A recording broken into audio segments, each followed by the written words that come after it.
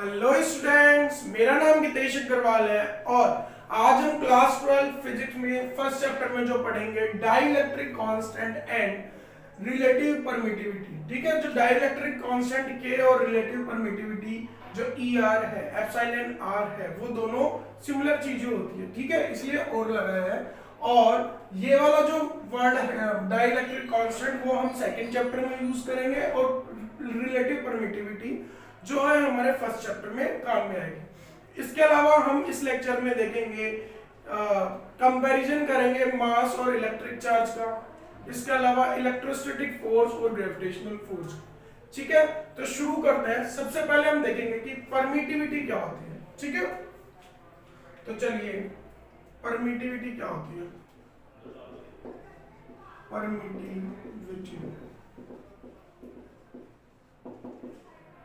ठीक है, परमिटिविटी क्या होती है? It is the property of medium. ठीक है, परमिटिविटी क्या होती है? It is the property of medium which determines the electric force between charges located in this medium। ठीक है, तो ये क्या करती है? ये प्रॉपर्टी होती है मीडियम की जिसके अंदर चार्जेस रखे होते हैं और उन चार्जेस के बीच में क्या करती है? फोर्स डिटरमाइन करने का काम करती है। ठीक है, तो परमिटिविटी हमने देखा। अब देखते हैं हमने फॉर्मूला पढ़ा था F कूलॉम्स लॉ से। F is equal to 1/4 pi epsilon naught. ठीक है, और Q1 Q2 अपॉन R। ठीक है, ये फॉर्मूला हमने पढ़ा था, या इसको हम के और ये के स्मॉल क्यू था हमारा इलेक्ट्रोस्टैटिक फोर्स कांस्टेंट। ठीक है, ये इसके इक्वल था। ठीक, तो यहाँ पे जो एप्सिलॉन नॉट क्या थी? ये क्या था? Permittivity of the vacuum. ठीक है, इसकी वैल्यू क्या होती थी वो हमने लास्ट लेक्चर में देखी थी। अब देखो हम क्या देखेंगे, हम डाइलेक्ट्रिक कांस्टेंट या रिलेटिव परमिटिविटी। अब देखो ये जो था हमारा फोर्स, ये किसके लिए था? ये वैक्यूम के लिए। ठीक है, क्योंकि हम परमिटिविटी वैक्यूम की ले रहे हैं तो फोर्स कौन सा आएगा? वैक्यूम का। कि वैक्यूम के अंदर ये इलेक्ट्रिक चार्ज रखे हुए हैं तो उसी वैक्यूम का उसी मीडियम का हमारे पास क्या आएगा? फोर्स। अब देखो अगर हमारे पास किसी मीडियम का निकालना है तो हम क्या करेंगे? यहाँ पे क्या रखेंगे? 1/, किसी दूसरे मीडियम में रखे हुए हैं चार्ज। मान लो कि ये रखे हुए हैं वाटर के अंदर, तो उसमें मीडियम चेंज हो गया तो वहां पे क्या आएगा? 4 पाई एप्सिलॉन। ठीक है, और ये एक तरह से मीडियम का जो मीडियम की परमिटिविटी है, और Q1 Q2 अपॉन R। ठीक है, मल्टीप्लाई में R। ये चीज हमने देखी। अब देखो अब रिलेटिव परमिटिविटी क्या होती है? रिलेटिव परमिटिविटी होती है रिलेटिव परमिटिविटी,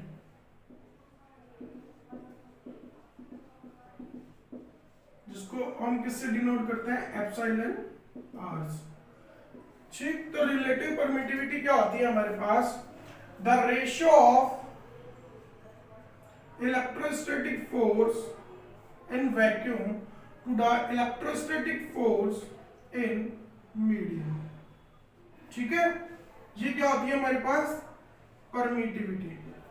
या फिर जो डाइलेक्ट्रिक कांस्टेंट है उसको भी हम नहीं बोलते। अब ये डाइलेक्ट्रिक कांस्टेंट और ये वाला के ये अलग अलग है। ये स्मॉल के है, ठीक है, ये क्या है? Electrostatic force constant. और ये क्या है? Dielectric constant. ठीक है, ये कैपिटल के है। अब देखो यहां से हम क्या चीज निकालेंगे कि ये रेशियो होता है किसका? Force in electrostatic force in vacuum and to the electrostatic force in the medium. ठीक है, किसी मीडियम में दूसरे मीडियम में जब ये इलेक्ट्रिक चार्जेस रखे हुए हैं, इन दोनों का हम रेशियो ले लेंगे। अब देखो इसकी वैल्यूज यहाँ पे रखो, इसकी वैल्यूज हम यहां से रखेंगे तो देखो 1/4 पाई एप्सिलॉन नॉट। ठीक है, ये हमने किसकी वैल्यू रखी? वैक्यूम की, into Q1 Q2 upon R upon medium की क्या आएगी 1/4 pi epsilon Q1 Q2 upon R।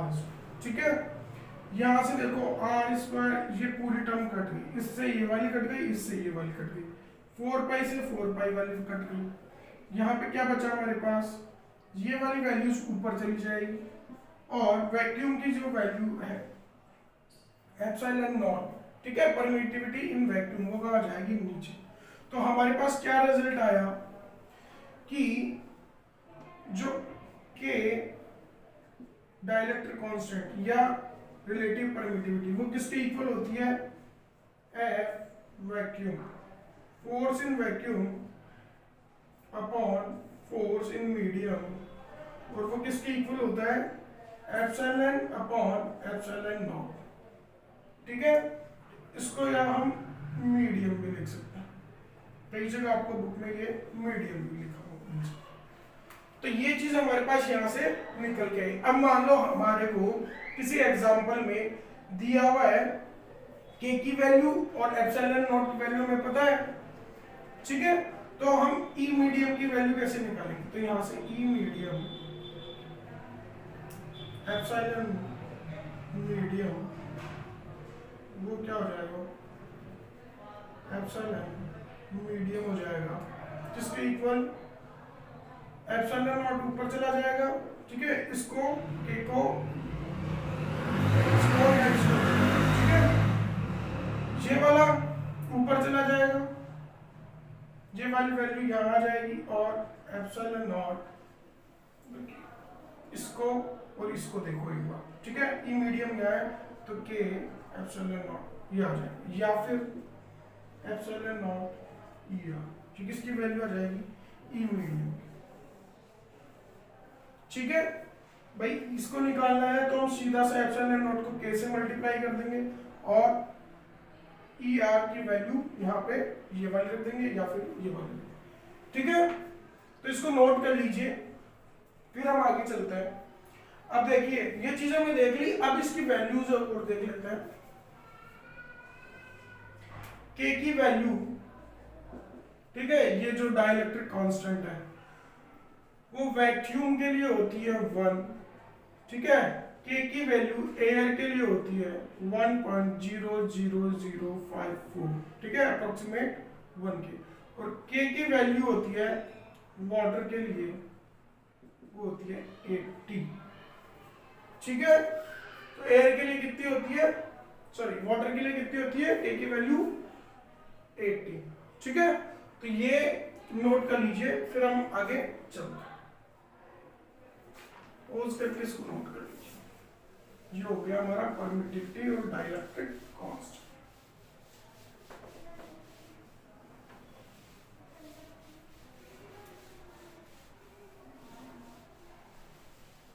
अब देखिए आगे एक छोटी सी डेफिनेशन जो हमारी बाकी रह गई थी कि 1 कूलम क्या होता है।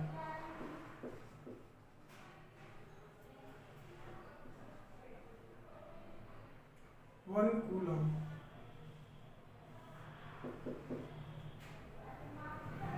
कूलम किसके इक्वल होता है, तो देखो हमने एक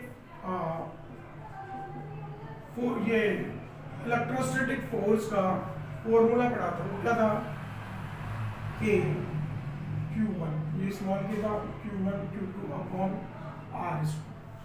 अब मान लीजिए कि यहाँ पे हम जो चार्ज है, ठीक है, जो charge Q1 is equal to Q2 1 coulomb हमने पुट कर दिया, ठीक है, और जो चार्जेस के बीच की डिस्टेंस है वो कितनी हो गई 1 मीटर, और चार्जेस किस में रखे हुए हैं, वैक्यूम में, ठीक है, किस में रखे हुए हैं, वैक्यूम में। तो फोर्स किसके इक्वल हो जाएगा, तो देखिए यहाँ से फोर्स किसके इक्वल हो जाएगा, फोर्स जो इक्वल हो जाएगा के इक्वल हो जाएगा, ठीक है, क्योंकि ये वैल्यू 1, इसकी वैल्यू 1, इसकी वैल्यू 1, तो के इक्वल हो जाएगा, और के की वैल्यू क्या होती है 9 × 10 की पावर 9, तो यहाँ से अब फोर्स की यूनिट क्या आ जाएगी, न्यूटन। तो हमें यहाँ से 1 कूलम की अगर डेफिनेशन लिखनी हो तो क्या लिखेंगे, तो देखो 1 coulomb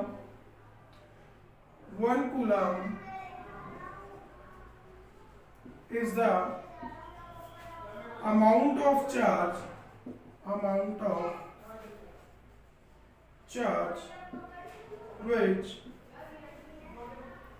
which repel equal and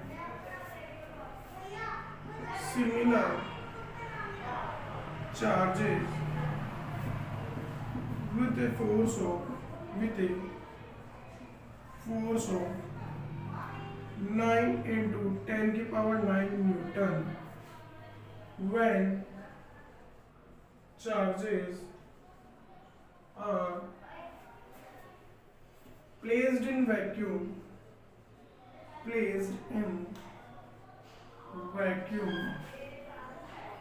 and having a distance of 1 metre. ठीक है, तो 1 कूलम की डेफिनेशन आपसे एग्जाम में पूछ सकते हैं या वाइवा में, इनमें आपसे पूछ सकते हैं। तो देखो, इसको रटना नहीं है कि कैसे हमने किया, कि जो चीज हमने यहाँ पे की Q1 Q2 की वैल्यू हमने 1 कूलम रख दी, R की वैल्यू 1 रख दी, और ये किस में है, वैक्यूम में। ठीक है, तो वहां पे फोर्स की वैल्यू कितनी आई, K की वैल्यू हमें पता है 9 into 10 की पावर 9 होती है, तो फोर्स की यूनिट न्यूटन। ठीक है, आ गई। अब देखो उसी से डेफिनेशन बनाते हैं। 1 coulomb is the amount of charge, ठीक है, which repel equal and similar charge, मतलब दो चार्ज है वो इक्वल एंड सिमिलर है, तो सिमिलर है तो रिपल करेगा। ठीक है, with a force of 9 into 10 की पावर 9 न्यूटन, तो वो फोर्स किस फोर्स से रिपल कर रहा है, 9 into 10 की पावर 9 न्यूटन से। When charges are placed in vacuum, हमने पहले बता दिया था, क्योंकि वैक्यूम के अंदर ही ये वैल्यू होती है K की। ठीक है, placed in vacuum having a distance of 1 metre, यहाँ पे हमने बताया था कि डिस्टेंस कितनी है, 1 मीटर। ठीक है, तो इस तरह से हम 1 कूलम की डेफिनेशन बता सकते हैं। और एक और छोटी सी चीज जो हम देख सकते हैं कि जो फोर्स को मेजर किससे करते हैं, टॉर्जन बैलेंस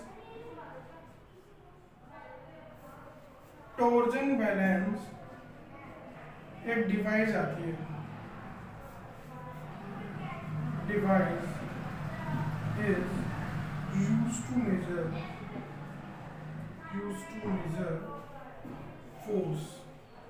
ठीक है, तो फोर्स को हम किससे मेजर करते हैं, टॉर्जन बैलेंस एक डिवाइस आती है, उसकी हेल्प से हम क्या करते हैं, फोर्स को मेजर करते हैं। ठीक है, तो इसे नोट कर लीजिए, फिर हम चलते हैं हमारे नेक्स्ट टॉपिक की तरफ। तो जो हमारा नेक्स्ट टॉपिक है वो है डिफरेंस बिटवीन, हम देखेंगे इलेक्ट्रिक चार्ज एंड मास में क्या क्या डिफरेंसेस हैं। ठीक है, देखिए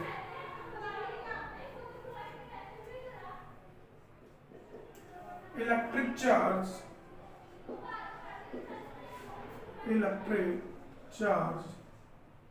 वर्सेस मास। ठीक है, इलेक्ट्रिक चार्ज वर्सेस मास। देखिए इधर कर लेते हैं हम इलेक्ट्रिक चार्ज,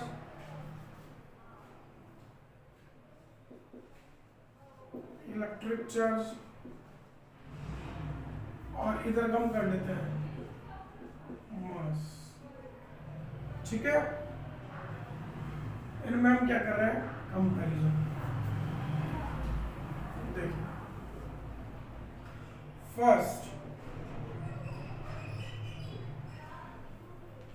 हम देखते हैं कि इलेक्ट्रिक चार्ज में क्या होता है कि ये पॉजिटिव हो सकता है, नेगेटिव हो सकता है और जीरो। जब न्यूट्रल होता है तो जीरो कंसीडर करते हैं। ठीक है, लेकिन जो मास होता है वो हमेशा ओनली पॉजिटिव होता है। ठीक है, और क्या कंपैरिजन कर सकते हैं, जो इलेक्ट्रिक चार्ज होता है वो अट्रैक्टिव होता है एंड रिपल्सिव होता है। ठीक है,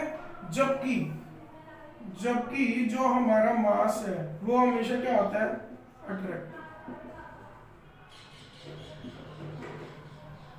ठीक है। थर्ड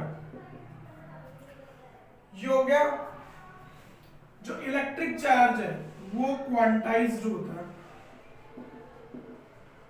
ठीक है। Q बराबर एन ही हमने फॉर्मूला पढ़ा था, तो ये क्वांटाइज्ड होता है इलेक्ट्रिक चार्ज, ठीक है। जबकि क्वांटाइज क्या होता है मैंने पहले लेक्चर में बता रखा है, जबकि जो मास है अभी क्वांटाइज, इसका क्वांटाइजेशन ऑफ मास, जो मास है वो अभी तक साइंटिस्ट के द्वारा रिसर्च उस पर चल रही है, अभी वो फाइनलाइज नहीं हुआ है। मतलब कि वो ऐसा होता है कि मास भी क्वांटाइज फॉर्म में होता है, वो अभी बताया नहीं गया, ठीक है। तो नॉट क्वांटाइज, नॉट क्वांटाइज्ड, ठीक। इसके अलावा देखो, इसके अलावा और क्या चीज होती है कि जो इलेक्ट्रिक चार्ज होता है वो स्ट्रिक्टली कंजर्व्ड होता है, ठीक है। हमने पढ़ा था law of conservation for electric charge, तो ये क्या होता है, कंजर्व्ड होता है। जबकि मास नॉट कंजर्व, ये कंजर्व नहीं होता, ये मास एनर्जी की फॉर्म में और एनर्जी मास की फॉर्म में एक्सचेंज होती रहती है, ठीक है। इसके अलावा कि electric charge does not depend on speed, does not depend on speed। जो इलेक्ट्रिक चार्ज की स्पीड कितनी फास्ट हो उसके मास पे कोई डिफरेंस नहीं होगा, ठीक है। जबकि जो speed mass depends on speed, mass क्या है, डिपेंड करता है स्पीड पे। तो इसके लिए एक फॉर्मूला है, वो क्या है, m is equal to M naught, ये 11th क्लास में पढ़ा होगा, v square upon c square, ठीक है।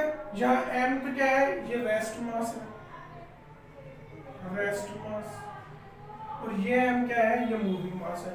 v क्या है, c क्या है, स्पीड ऑफ लाइट, v क्या है, स्पीड ऑफ ऑब्जेक्ट, ठीक है। तो अब कंपेरेटली हम जब देखेंगे कि अगर हमने ये वेलोसिटी बढ़ा दी तो क्या होगा कि जो मास है वो बढ़ जाएगा, ठीक है। और नेक्स्ट पॉइंट क्या है कि चार्ज में मास होता है, ठीक है। चार्ज में जैसे इलेक्ट्रॉन या प्रोटॉन है उसके अंदर मास होता है, charges having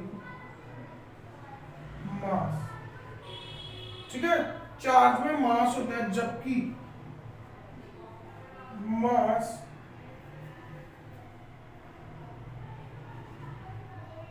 is not compulsory, not compulsory to have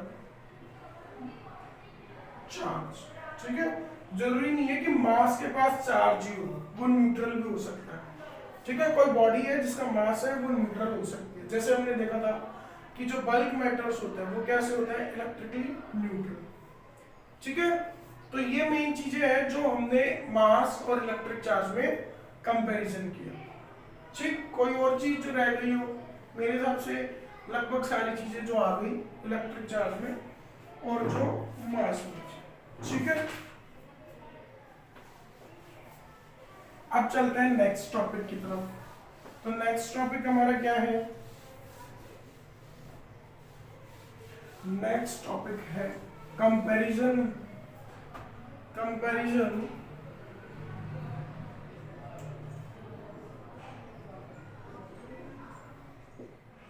comparison in electrostatic force and gravitational force, ठीक है। ग्रेविटेशनल फोर्स हमने 11th क्लास में पढ़ा है और 12th क्लास में क्या पढ़ा है, इलेक्ट्रोस्टैटिक फोर्स। कंपेयर क्यों कर रहे हैं, क्योंकि जब हमने कूलम्ब्स लॉ देखा था तो जो उस वहां से फॉर्मूला आया हमारे पास वो सिमिलर था किसके, ग्रेविटेशनल फोर्स।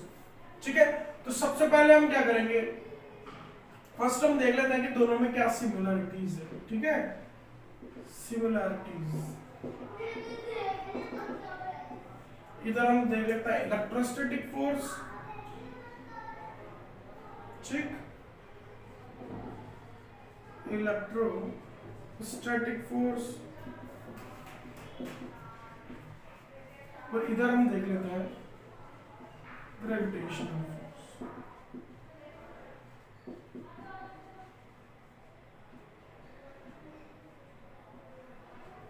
ग्रेविटेशनल फोर्स, ठीक है। तो सबसे पहले सिमिलरिटीज देखते हैं कि बोर्ड क्लास में कई बार पूछ लेते हैं, तो हम सिमिलरिटीज देखेंगे। देखो जो इलेक्ट्रिक फोर्स है वो क्या होता है, वो डायरेक्टली प्रोपोर्शनल होता है, डायरेक्टली प्रोपोर्शनल टू चार्जेस। और ये क्या होता है, ये प्रोपोर्शनल होता है टू मास। ठीक है, ये मास के डायरेक्टली प्रोपोर्शनल होता है। बात सेम ही है क्योंकि ग्रेविटेशनल फोर्स में मास यूज करते हैं, इसमें चार्ज यूज करते हैं। ठीक है, ये क्या इनवर्सली प्रोपोर्शनल होता है, इनवर्सली प्रोपोर्शनल होता है किसके, इनवर्सली प्रोपोर्शनल होता है डिस्टेंस, या इनवर्सली प्रोपोर्शनल टू डिस्टेंस। इसमें भी सेम यही होता है, इसमें चार्ज के बीच में जो डिस्टेंस होती है वो होता है, और इसमें inversely proportional to distance between masses. ठीक है, और क्या सिमिलरिटीज है, सेंट्रल फोर्स है ये, सेम, ये भी क्या है, सेंट्रल फोर्स। ठीक है, ये भी सेंट्रल फोर्स है। और चीज हम क्या देख सकते हैं, कंजर्वेटिव फोर्स है,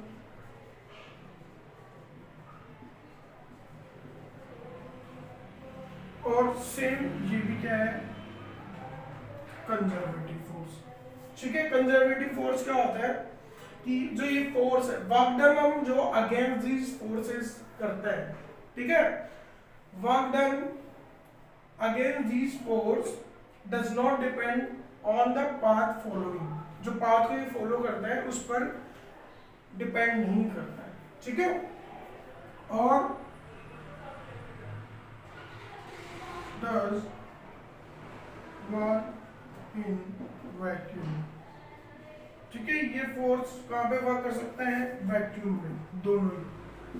ठीक है, तो ये हो गई इनकी सिमिलरिटीज। बोर्ड एग्जाम्स में कई बार ये पूछ लेता है कि इनमें क्या सिमिलरिटीज है और क्या डिसिमिलरिटीज है। ठीक है, तो नोट कर लीजिए, फिर हम चलते हैं इनकी dissimilarities.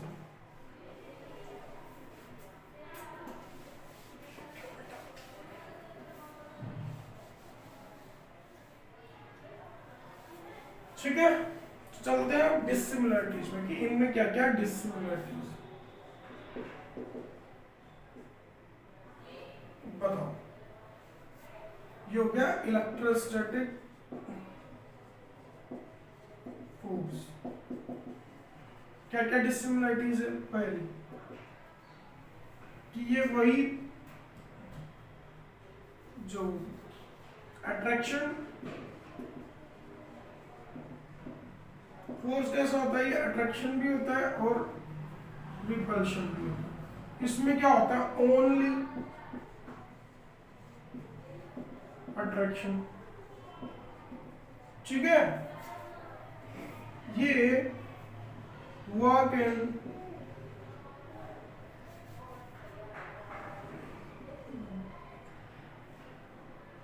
does depend on medium। ठीक है, चार्ज जहाँ पे प्लेस्ड है उस मीडियम पे डिपेंड करता है। जैसे कि अभी हमने जस्ट देखा था रिलेटिव परमिटिविटी, ठीक है, इसमें does not depend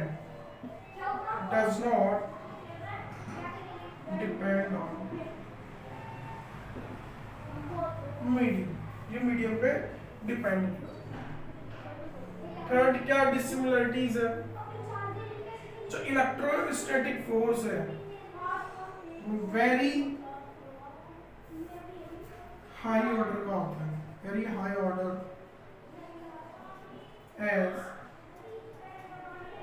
compare to gravitational force, ठीक है, ग्रेविटेशनल फोर्स। और इसमें क्या होता है, जो ग्रेविटेशनल फोर्स है वही सेम चीज, वो बहुत छोटा होता है किससे, इलेक्ट्रोस्टैटिक फोर्स।